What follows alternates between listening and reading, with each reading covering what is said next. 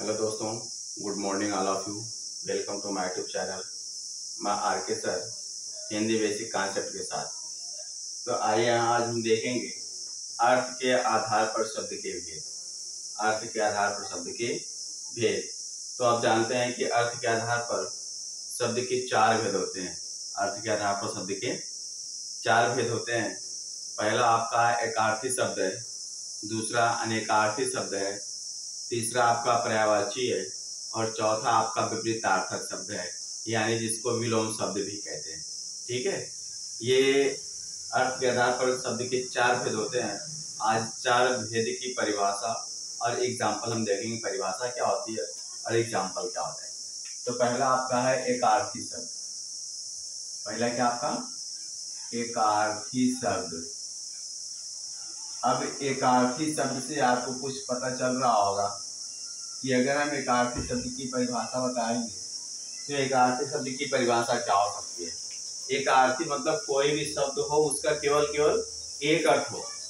कोई भी शब्द हम लिखें उसका केवल न केवल एक अर्थ हो, उसको एकार्थी शब्द कहते हैं।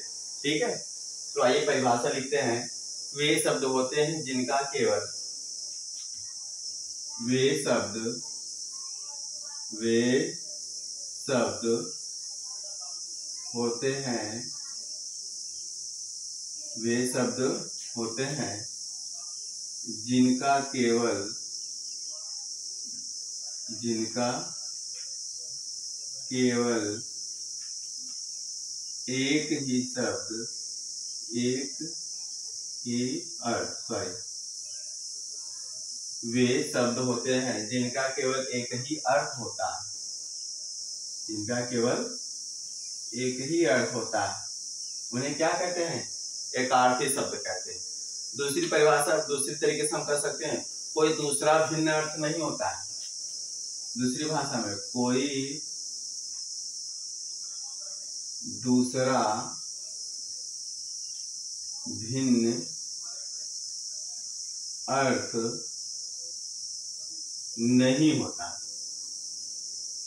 कोई दूसरा भिन्न अर्थ नहीं होता है, यानी एकार्थी शब्द में अगर कोई शब्द है तो उसका केवल एक अर्थ होगा, बाकी और कोई अर्थ नहीं हो सकता है। आइए उदाहरण में हम देखते हैं।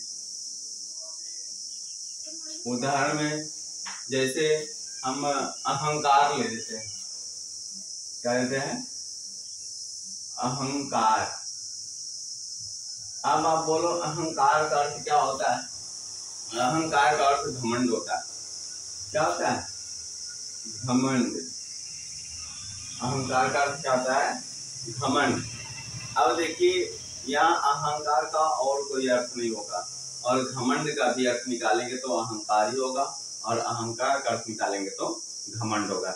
यानी यह एक शब्द है, इस शब्द का केवल एक ही अर्थ होगा, बाकी कोई दूसरा अर्थ नहीं होगा। इसका अर्थ ये होगा और इसका अर्थ ये होगा, यानी अहंकार का घमंड और घमंड का अहंकार। ठीक है, आइए दूसरा देखते हैं। एकार्थी शब्द अनेकार्थी शब्द। अनेकार्थी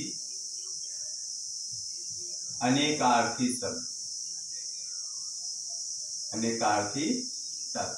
देखिए अनेकार्थी शब्द से भी आप समझ गए होंगे कि वे शब्द होते हैं जिनका एक से अधिक अर्थ होता हो। यानी कोई शब्द आप ले लीजिए, उस शब्द के कई अर्थ होते हो, 2, 4, 5, 6, 7, 8, 9, 10, जितनी मीनिंग आप प्राप्त कर सको उतने अर्थ होते हैं, है ना। तो एक अनेकार्थी शब्द में अनेकार्थी मतलब अनेक अर्थ। इसकी परिभाषा क्या होगी? वे शब्द होते हैं जिनके एक से अधिक अर्थ होते हैं। वे शब्द होते हैं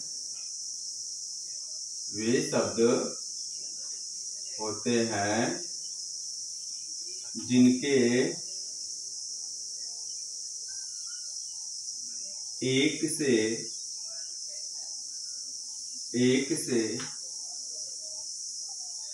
अधिक अर्थ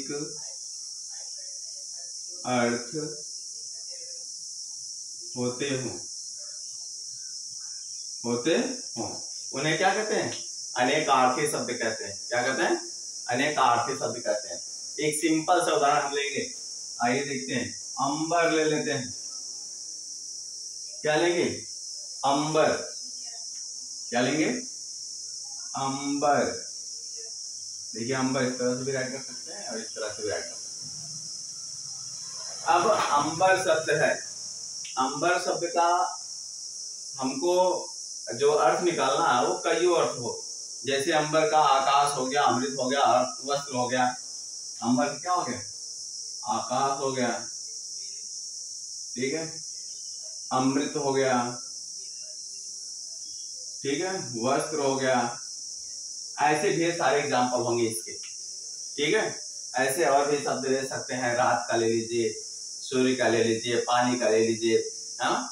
ऐसे ढेर सारे अर्थ आपको आपका निकलेंगे, ठीक है। आइए तीसरे नंबर पर देखते हैं पर्यायवाची।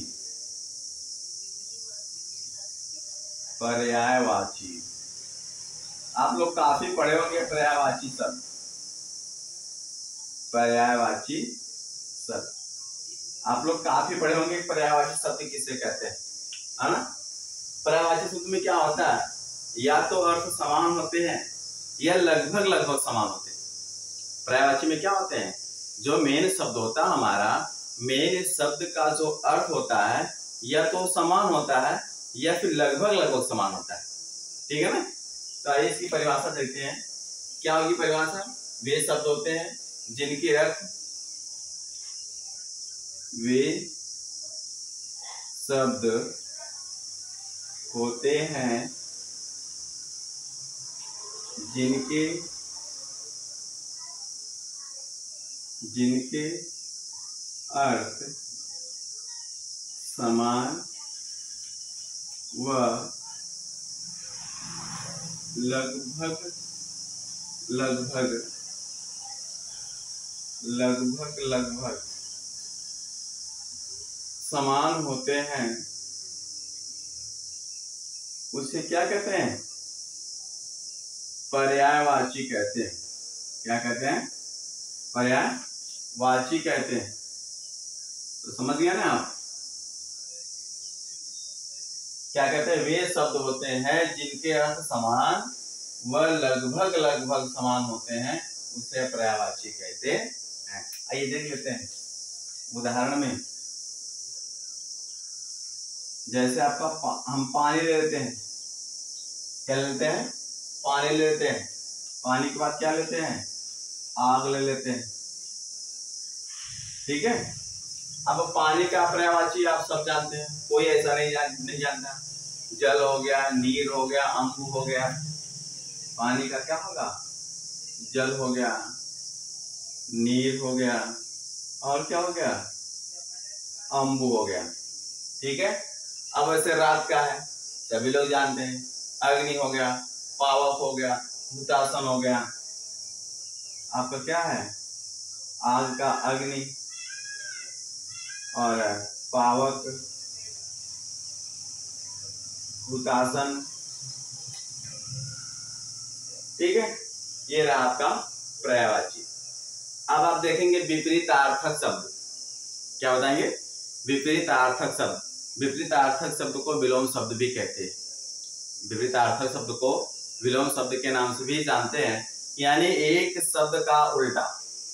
विपरीतार्थक शब्द का मतलब होता है एक शब्द का उल्टा। अगर हम दिन बोलेंगे आप रात कहोगे, हम रात बोलेंगे आप दिन कहोगे, हम बड़ा कहेंगे आप छोटा कहोगे, आप छोटा कहोगे हम बड़ा कहेंगे, है ना। ये होता है विपरीतार्थक। आइए देखते हैं विपरीतार्थक क्या होता है। विपरीतार्थक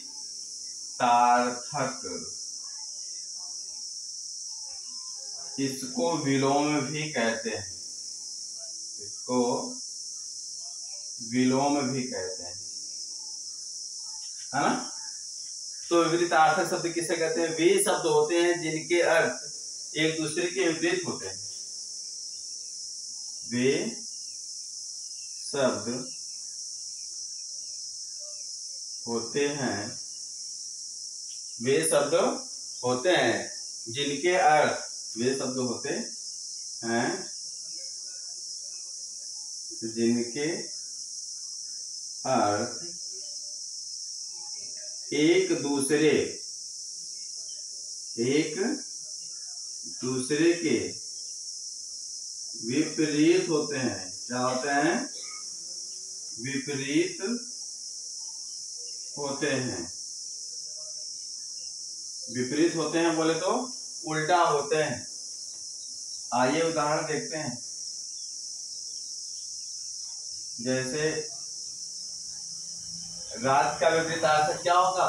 दिन। राजा का क्या होगा? रंग। अमीर का क्या होगा? गरीब। अमीर का क्या होगा? गरीब। तो आज का वीडियो आपको कैसा लगा ये आप कमेंट बॉक्स में लिख करके बताएंगे। और इसी तरीके से